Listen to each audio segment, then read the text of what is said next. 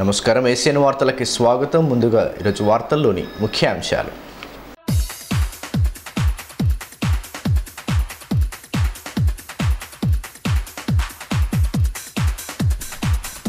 ఎన్నికల కౌంటింగ్ను సజావుగా నిర్వహిస్తాం.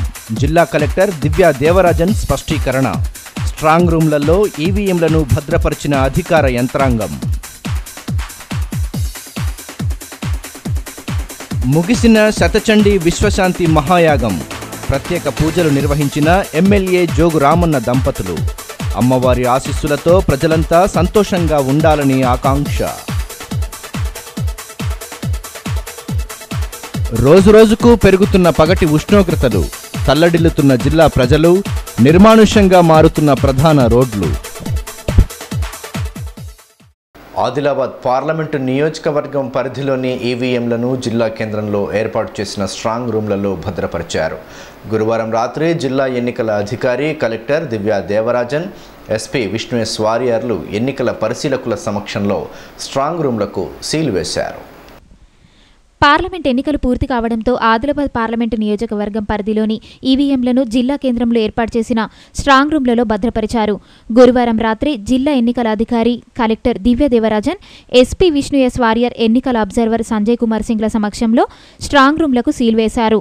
Strong room వద్ద సాయుధ పోలీసులను నియమించారు. భద్రత ఏర్పాట్లను ఎస్పీ పరిశీలించి పలు సూచనలు చేశారు. స్ట్రాంగ్ రూమ్ల వద్ద 3 అంచెల భద్రతను ఏర్పాటు చేసినట్లు ఎస్పీ తెలిపారు. ఇక ఎన్నికల ప్రక్రియ ముగిసిన అనంతరం గురువారం రాత్రి ఎన్నికల సిబ్బంది నుంచి ఈవీఎంలను సేకరించి భద్రపరిచారు. ఎన్నికలను ప్రశాంతంగా నిర్వహించామని, లెక్కింపును సైతం ప్రశాంత వాతావరణంలో నిర్వహిస్తామని కలెక్టర్ దివ్య దేవరాజన్ వెల్లడించారు. అమ్మవారి ఆశీస్సులతో ప్రజలంతా సుఖ సంతోషాలతో ఉండాలని ఎమ్మెల్యే జోగురామన్న ఆకాంక్షించారు. పట్టణ శివారులోని శ్రీ నవశక్తి దుర్గామాత ఆలయంలో జరుగుతున్న శతచండీ విశ్వశాంతి మహాయాగం శుక్రవారం ముగిసింది. పూర్ణాహుతి కార్యక్రమానికి ఎమ్మెల్యే జోగురామన్న సతీ సమేతంగా హాజరై ప్రత్యేక పూజలు చేశారు. పట్టణ శివారులోని శ్రీ నవశక్తి దుర్గామాత ఆలయంలో జరుగుతున్న శతచండీ విశ్వశాంతి మహాయాగం శుక్రవారం ముగిసింది. 5 రోజులుగా ఆలయంలో వేద పండితుల నేతృత్వంలో యాగం అత్యంత భక్తి శ్రద్ధల నడుమ కొనసాగింది. చివరి రోజు జరిగిన పూర్ణాహుతి కార్యక్రమానికి ఎమ్మెల్యే జోగురామన్న సతీ సమేతంగా హాజరై యాగంలో పాల్గొన్నారు. అనంతరం ఎమ్మెల్యే దంపతులు ప్రత్యేక పూజలు చేపట్టారు. ఈ సందర్భంగా వేద పండితుల ఆశీర్వచనాలను స్వీకరించారు. 5 రోజులుగా సాగుతున్న శతచండీ యాగంలో బాసర నుంచి వచ్చిన 50 మంది వేద పండితులు పాల్గొన్నారు. లోక కళ్యాణార్థం ఈ యాగంలో భక్తులు పెద్ద సంఖ్యలో పాల్గొని పూజలు నిర్వహించారు. దీంతో ఆలయ పరిసరాలు ప్రత్యేక శోభను సంతరించుకున్నాయి.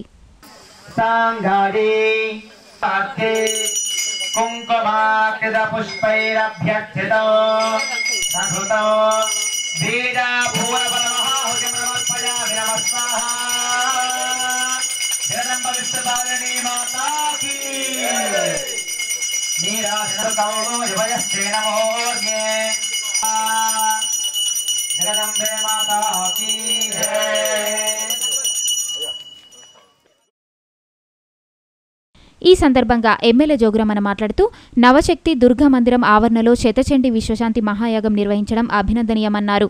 లోక కళ్యాణార్థం నిర్వహించిన ఈ యాగంతో ప్రజలందరూ సుఖ సంతోషాలతో ఉండాలని దుర్గామాతను ప్రార్థించినట్లు తెలిపారు. దుర్గామాతకి 3 రోజుల నుంచి ఆదిలాబాద్లోని దుర్గానగర్లో ఉన్నటువంటి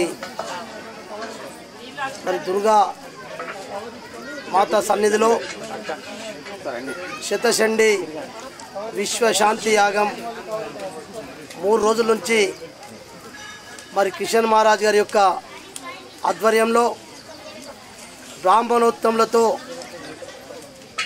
అనేక ప్రాంతాలు వచ్చినటువంటి బ్రాహ్మణోత్తముల చేత శతచండీ యాగం జరుగుతుంది. ఈ సందర్భంగా ప్రజలందరికీ కూడా శుభాకాంక్షలు తెలియజేస్తూ రేపు శ్రీరామనవమి కాబట్టి శ్రీరామనవమి సందర్భం కూడా ప్రజలందరికీ శుభాకాంక్షలు తెలియజేస్తూ నిజంగా ఇది ఆదిలాబాద్ పట్టణంలో కిషన్ మహారాజ్ గారి ఆధ్వర్యంలో ఈ శతచండీ విశ్వశాంతి యాగం కొనసాగుతుంది. నేను కూడా ఈరోజు యజ్ఞయాగం జరిగింది. ఈ సందర్భంగా ఇది లోక కళ్యాణం కొరకు ప్రజలందరూ సుఖంగా శాంతియుతంగా ప్రశాంతంగా ఉండాలని చెప్పి మూగ జీవులు ఏవైతున్నాయో వాటికి కూడా నిత్యం నీళ్లు కానీ మేత కానీ అన్నీ కూడా ఆనందంగా ఉండాలని చెప్పి ఒక మానవులే కాదు మూగజీవులు ఉన్నటువంటి జంతువులు కానీ పక్షులు కానీ యావత్తు ప్రాణంతో ఉన్నటువంటి ప్రతి జీవరాశులు కూడా సుఖంగా సంతోషంగా ఉండాలనే ఉద్దేశంతో ఈ చిత్తచండీ విశ్వశాంతి యాగం చేయడం జరిగింది. ఈ సందర్భంగా పాల్గొన్నటువంటి ప్రజలందరికీ మరి ప్రతి ఒక్క రాజకీయ పార్టీ నాయకులందరికీ కూడా పేరు పేరున అందరికీ ధన్యవాదాలు తెలుస్తాను.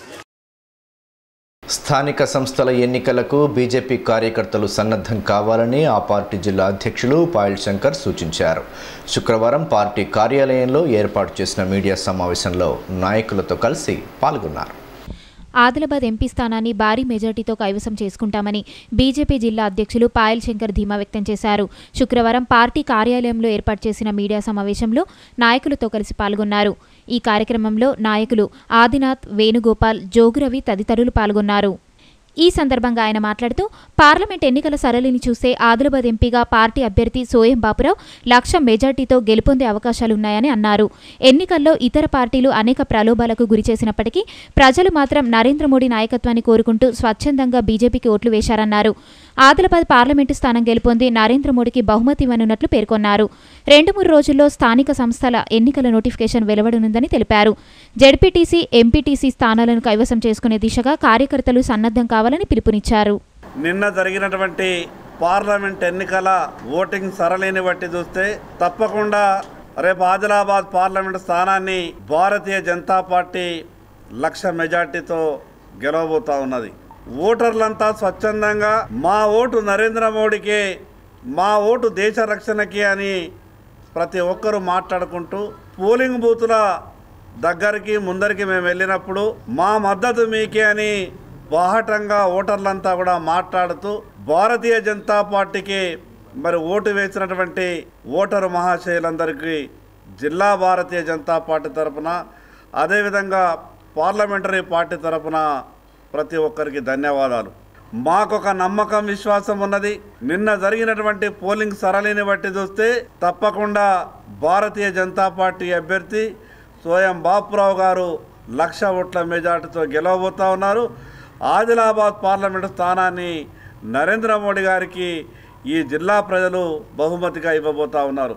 ఇదే ఊపుతో రేపు రానున్నటువంటి జిల్లా పరిషత్ అదేవిధంగా మండల పరిషత్ ఎన్నికలలో పార్లమెంటు హవా ఏదైతే ఈ పార్లమెంటు స్థానంలో భారతీయ జనతా పార్టీది కొనసాగిందో మరి అదే విధంగా రేపు రాబో రోజులలో కూడా ఈ జిల్లాలో ఉన్నటువంటి జెడ్పీటీసీ, ఎంపీటీసీ స్థానాలే కాదు 3 జిల్లాలలో ఉన్నట్టు ఈ పార్లమెంటు పరిధిలో ఉన్నటువంటి 3 జిల్లా పరిషత్ చైర్మన్లు అదే విధంగా మండలాధ్యక్ష పదవులన్నీ కూడా భారతీయ జనతా పార్టీ ఖాతాలోకి రాబోతా ఉన్నాయి. జిల్లా పార్టీ శ్రేణులందరికీ విజ్ఞప్తి చేస్తున్నా, స్థానిక సంస్థల ఎన్నికలు ఇంకా మరో 3-4 రోజుల్లో నోటిఫికేషన్ షెడ్యూల్ రాబోతా ఉన్నది. మరి వెంటనే పార్లమెంట్ ఎన్నికల్లో ఏ రకంగానైతే కష్టపడ్డామో అంతకన్నా 2 ఇంతలు ఎక్కువ కష్టపడి రేపు స్థానిక సంస్థలు జెడ్పీటీసీ, ఎంపీటీసీ అదేవిధంగా జిల్లా పరిషత్తు, మున్సిపల్ ఎన్నికలు వస్తే మున్సిపాలిటీ ఎన్నికల్ని కూడా భారతీయ జనతా పార్టీ కైవసం చేసుకునే విధంగా ఒక పక్క ప్రణాళికకు ముందుకు పోతాం. రోజురోజుకు ఎండల తీవ్రత పెరుగుతుండటంతో జిల్లా ప్రజలు అల్లాడిపోతున్నారు. ఉదయం నుంచి ప్రారంభమవుతున్న ఎండ తీవ్రత సాయంత్రం వరకు కొనసాగుతుండటంతో ఇబ్బందికర పరిస్థితులను ఎదుర్కొంటున్నారు. ఎండ నుంచి ఉపశమనం పొందేందుకు ప్రజలు ఏసీలు, కూలర్లను ఆశ్రయిస్తున్నారు. 15 రోజులుగా ఎండవేడి క్రమంగా పెరుగుతుండటంతో బాణుడి ప్రతాపానికి ప్రజలు అల్లాడిపోతున్నారు. ఉదయం 9 గంటల నుంచే ఎండ తీవ్రత ఎక్కువగా అవుతుండటంతో ఇబ్బందికర పరిస్థితిని ఎదుర్కొంటున్నారు. ఎండకు తోడు వడగాలుల తీవ్రత పెరుగుతుండటంతో ప్రజలను ఆందోళనకు గురిచేస్తుంది. 10 గంటల తర్వాత ప్రజలు ఇళ్లలో నుంచి బయటకు వచ్చేందుకు భయపడుతున్నారు. అత్యవసర పరిస్థితుల్లో తప్ప బయటకు రావడం లేదు. ఇక బయటకు రావాలంటే తగిన జాగ్రత్తలు తీసుకుంటున్నారు. మధ్యాహ్న సమయంలో ప్రధాన రహదారులు, కూడలు నిర్మానుష్యంగా మారుతున్నాయంటే ఎండ తీవ్రత ఎంత ఎక్కువగా ఉందో అర్థం చేసుకోవచ్చు. శుక్రవారం ఆదిలాబాద్లో 43.3 డిగ్రీల గరిష్ట ఉష్ణోగ్రత నమోదైంది. ఇక వేడి నుంచి ఉపశమనం పొందేందుకు ప్రజలు ఏసీలు, కూలర్లను ఆశ్రయిస్తున్నప్పటికీ అవి కూడా చల్లదనాన్ని ఇవ్వలేకపోతున్నాయి. వడగాలులతో అనారోగ్య సమస్యలు తలెత్తే అవకాశాలు ఎక్కువగా ఉన్నాయని, తప్పనిసరి పరిస్థితులలో బయటకు వెళ్లాల్సి వస్తే తగిన జాగ్రత్తలు తీసుకోవాలని వైద్యులు సూచిస్తున్నారు. ఇక ఎండ తీవ్రత నుంచి ఉపశమనం పొందేందుకు పట్టణ ప్రజలు చల్లని పానీయాలు కొబ్బరి బోండాలను ఆశ్రయిస్తున్నారు. ఎండ తీవ్రత క్రమంగా పెరుగుతుండటంతో పట్టణంలోని పలు ప్రాంతాలలో శీతల పానీయాలు, ఐస్ క్రీం విక్రయ కేంద్రాలను ఏర్పాటు చేస్తున్నారు.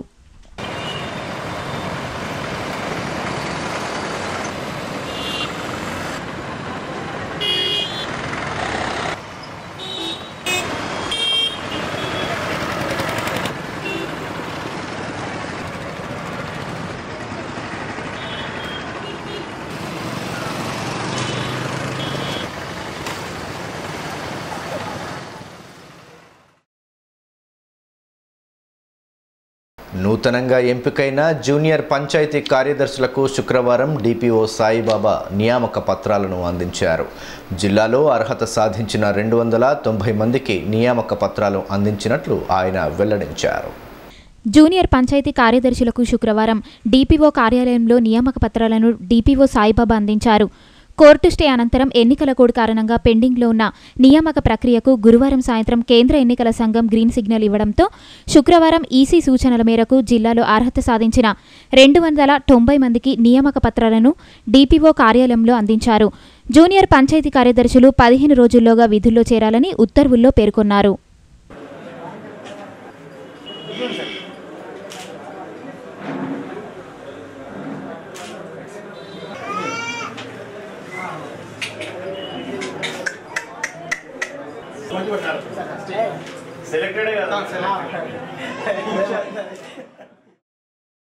ఈ సందర్భంగా డిపిఓ సాయిబాబా మాట్లాడుతూ జిల్లాలోని 335 మంది జూనియర్ పంచాయతీ కార్యదర్శుల నియామకం కోసం నోటిఫికేషన్ వెలువరించడం జరిగిందన్నారు.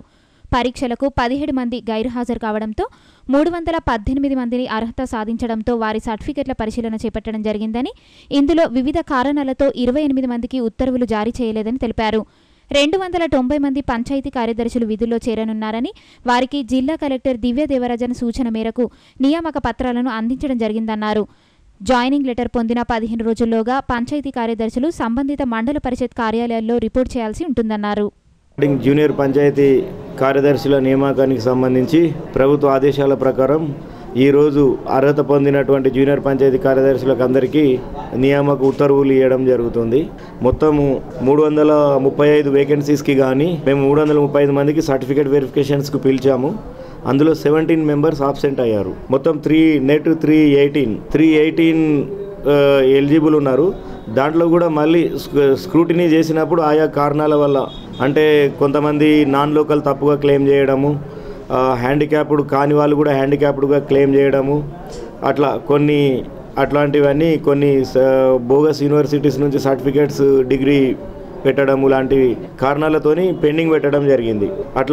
అట్లానే స్పోర్ట్స్ కోటాకు సంబంధించి కూడా మనకు మేనేజింగ్ డైరెక్టర్ నుంచి ఇంకా sats sports authority of Telangana నుంచి మనకు క్లియరెన్స్ రాలేదు. అవి వచ్చినాక ఇవ్వాలి. అట్లాంటి కేసెస్ ఒక 6 ఉన్నాయి. ఇట్లా వివిధ కారణాల వల్ల పెండింగ్ పెట్టిన కేసెస్ ఒక 22 ఉన్నాయి. మొత్తం 28 కేసులు పెండింగ్ పెట్టాము. నెట్ 290 మందికి ఇవాళ నియామక ఉత్తర్వులు ఇచ్చేస్తున్నాము. మ్యాక్సిమం అందరికీ కూడా వికలాంగులకి, మహిళలకి మొదటి ప్రాధాన్యత ఇవ్వడం జరిగింది. తర్వాత మిగిలిన వాళ్ళకి కూడా మెరిట్ ప్రకారంగా ప్రాధాన్యతనిచ్చి గ్రామ పంచాయతీలు కేటాయించడం జరిగింది. చివరాఖరుగా మిగిలిపోయిన వాళ్ళకు కూడా దాదాపు పక్క మండలం, వాళ్ళు కోరుకున్న మండలంకు పక్క మండలం ఇచ్చినాము. నేటివ్ వేకెన్సీ లేని దగ్గర నేటివ్ మండలం, నేటివ్ గ్రామ పంచాయతీ కాకుండా పక్క మండలాలకు అలాట్ చేయడం జరిగింది.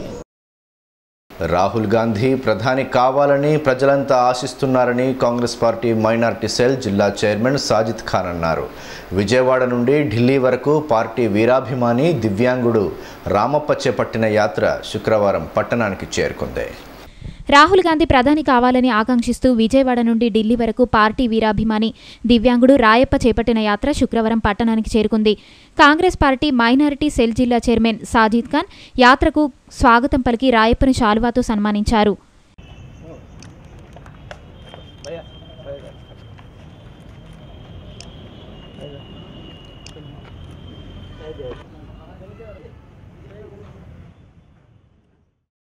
ఈ సందర్భంగా సాజిద్ ఖాన్ మాట్లాడుతూ కాంగ్రెస్ పార్టీ జాతీయ అధ్యక్షులు రాహుల్ గాంధీని ప్రధానిగా చూడాలన్న లక్ష్యంతో విజయవాడ నుండి ఢిల్లీ వరకు త్రిచక్ర వాహనంపై యాత్రను చేపట్టడం అభినందనీయమని అన్నారు. ఈ నెల 8న ప్రారంభమైన యాత్ర 25న ఢిల్లీకి చేరుకుంటుందన్నారు. దివ్యాంగుడైనప్పటికీ రాయప్ప సాహసోపేత నిర్ణయం తీసుకోవడం అభినందనీయమన్నారు.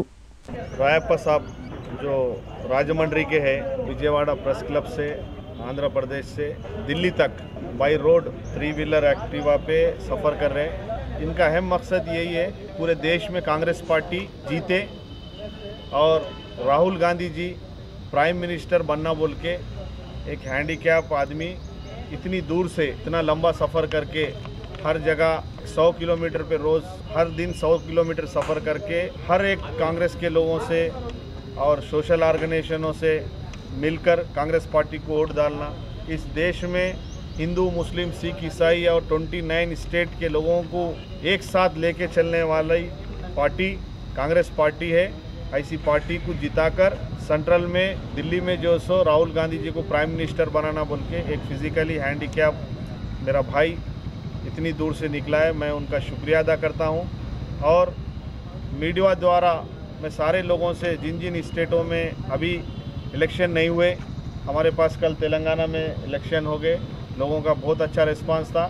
ऐसी तरीके से पूरे 29 स्टेट में कांग्रेस पार्टी को जिताना बोल के हमारे रायप्पा साहब की गुजारिश से मैं उनकी तरफ से और अपनी तरफ से कांग्रेस पार्टी की तरफ से प्रेस द्वारा मैं गुजारिश करता हूँ। రాజమండ్రి నుంచి ఢిల్లీ పోటీ రాహుల్ గాంధీ గారు ప్రధానమంత్రి అవ్వాలని నేను ఒక వికలాంగుడిని, పిసిసి జాయింట్ సెక్రటరీ ఎక్స్, ఆయన ప్రధానమంత్రి అవ్వాలని కోరుకుతూ నేను 3 వీలర్స్ మీద బయలుదేరి యాత్ర కొనసాగాలని. ఉట్నూరు మండలం హీరాపూర్ గ్రామ సమీపంలోని ఇప్ప చెట్టు గత కొన్నేళ్లుగా ఏప్రిల్ నెలలో పూత సమయంలో 2 వర్ణాలుగా మారుతూ ప్రకృతి ప్రేమికులను ఆకట్టుకుంటోంది. ఉట్నూరు మీదుగా ఆసిఫాబాద్ నుంచి ఆదిలాబాద్ వైపు వెళ్లే ప్రయాణికులు ఈ చెట్టును చూసి ఆశ్చర్యపోతున్నారు. ఊట్నూరు మండలం హీరాపూర్ గ్రామ సమీపంలోని ఇప్ప చెట్టు గత కొన్నేళ్లుగా ఏప్రిల్ నెలలో పూత సమయంలో 2 వర్ణాలుగా మారుతూ ప్రకృతి ప్రేమికులను అలరిస్తుంది. చెట్టు ఒకటే అయినప్పటికీ 2 వైపులా వేర్వేరు రంగుల ఆకులతో ఉండడం చూపరులను ఆకట్టుకుంటోంది. ఒకవైపు ఎరుపు రంగులో, మరోవైపు లేత ఆకుపచ్చ రంగులో ఆకులు ఉండడాన్ని చూసిన స్థానికులు సంభ్రమాశ్చర్యాలకు లోనవుతున్నారు. ఊట్నూరు మీదుగా ఆసిఫాబాద్ నుంచి ఆదిలాబాద్ వైపు వెళ్లే ప్రయాణికులు ఈ చెట్టును చూసి ఆశ్చర్యపోతున్నారు. గత కొన్నేళ్లుగా ఈ చెట్టు వేర్వేరు రంగుల ఆకులతో అలరిస్తుండగా దీనిని చూసేందుకు స్థానికులు ఆసక్తి కనబరుచుతున్నారు. ఇదిలా ఉంటే మరో నెల రోజుల తర్వాత ఆకులన్నీ ఆకుపచ్చ రంగులోకి మారి సాధారణ వృక్షం లాగానే కనిపించడం ఈ చెట్టు ప్రత్యేకతగా చెప్పుకుంటున్నారు.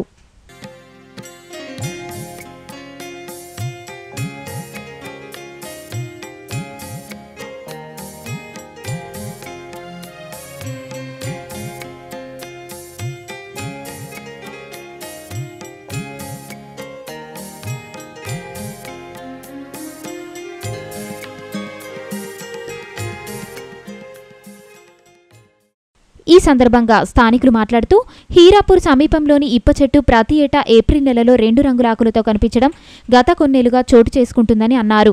మరో నెల రోజుల తర్వాత అన్ని చెట్ల మాదిరిగానే ఆకుపచ్చగా మారుతుందని, మిగతా చెట్ల కంటే భిన్నంగా ఉండడానికి కారణాలు తెలియడం లేదన్నారు. ప్రతి ఏటా ఏప్రిల్లో ఈ చెట్టును చూసేందుకు పరిసర గ్రామాల ప్రజలు ఆసక్తి చూపుతారని తెలిపారు.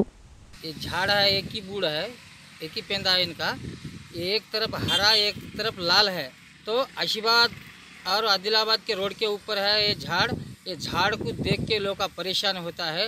हमेशा के लिए देख 4-5 साल से देख रहे, एक हरा रहता और एक तरफ लाल रहता, इसलिए नहीं क्या बहुत लोग देख के उसको परेशान है।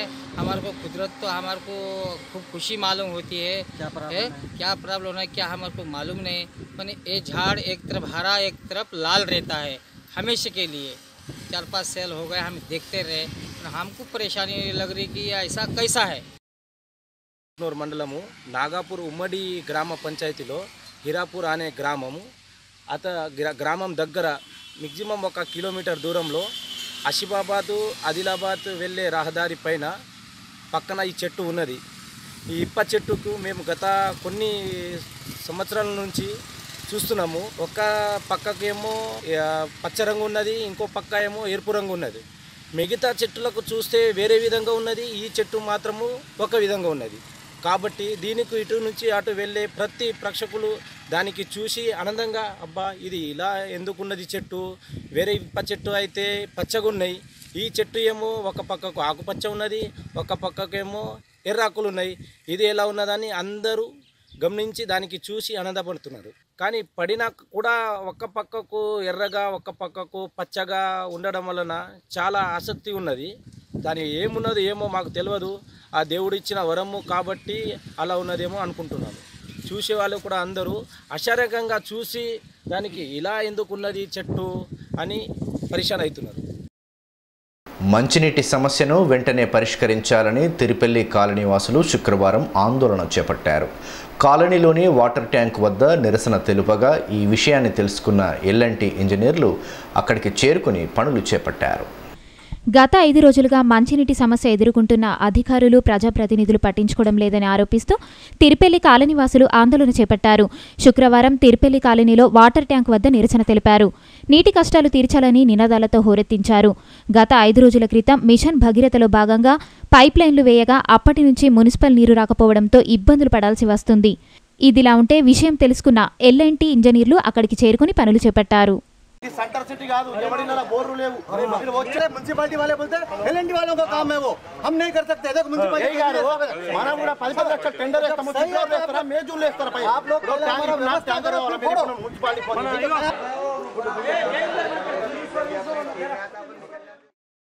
ఈ సందర్భంగా కాలనీవాసులు మాట్లాడుతూ ఎల్ఎన్టీ వారి తప్పిదంతో నీటి కష్టాలు వచ్చాయని కాలనీవాసులు ఆగ్రహం వ్యక్తం చేశారు. కాలకృత్యాలను తీర్చుకోవడానికి సైతం నీళ్లు రేక అనేక ఇబ్బందులు పడ్డామన్నారు. ఈ విషయమై స్థానిక కౌన్సిలర్తో పాటు మున్సిపల్ అధికారులకు విన్నవించినా పట్టించుకోవడం లేదని ఆరోపించారు. నీటి ట్యాంకర్ల కోసం మున్సిపల్ వారికి ఫోన్ చేసినా స్పందించలేదన్నారు.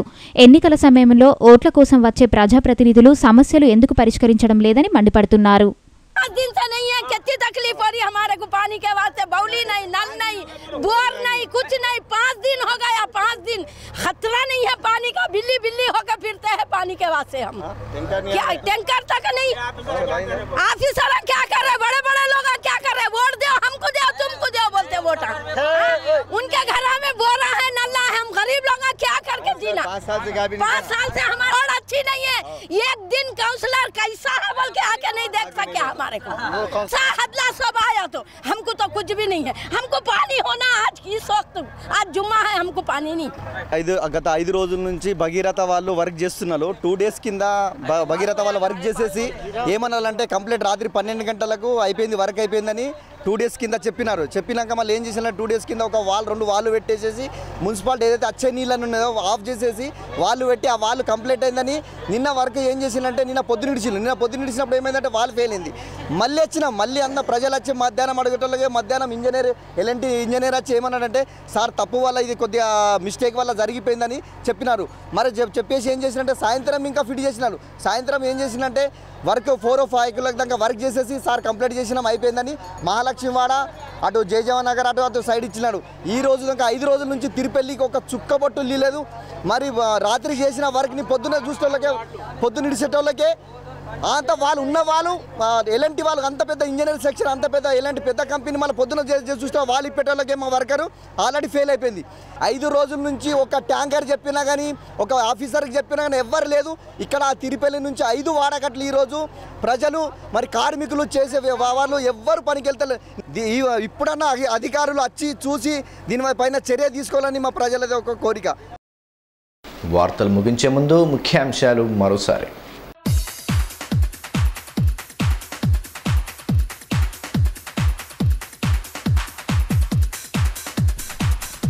ఎన్నికల కౌంటింగ్ను సజావుగా నిర్వహిస్తాం. జిల్లా కలెక్టర్ దివ్య దేవరాజన్ స్పష్టీకరణ. స్ట్రాంగ్ రూమ్లలో ఈవీఎంలను భద్రపరిచిన అధికార యంత్రాంగం. ముగిసిన శతచండీ విశ్వశాంతి మహాయాగం. ప్రత్యేక పూజలు నిర్వహించిన ఎమ్మెల్యే జోగు రామన్న దంపతులు. అమ్మవారి ఆశీస్సులతో ప్రజలంతా సంతోషంగా ఉండాలని ఆకాంక్ష. రోజురోజుకు పెరుగుతున్న పగటి ఉష్ణోగ్రతలు, తల్లడిల్లుతున్న జిల్లా ప్రజలు, నిర్మానుష్యంగా మారుతున్న ప్రధాన రోడ్లు. ఈ వార్తలు ఇంతటితో సమాప్తం. తిరిగి ప్రసారమయ్యే ఏసియన్ వార్తల్లో మళ్ళీ కలుసుకుందాం. అంతవరకు సెలవు. నమస్కారం.